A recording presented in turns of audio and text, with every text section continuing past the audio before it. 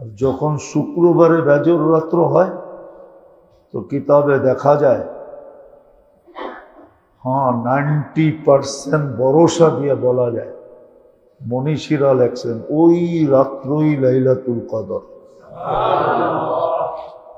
ওই রাত্রে তো 1000 গুণ বেড়া যায়, আরে 1000 মাস গুণ বেড়া যায়। 83 বৎসরেরটা মিলে রমজানের সময়ের মূল্য 1000 গুণ বেড়া যায়।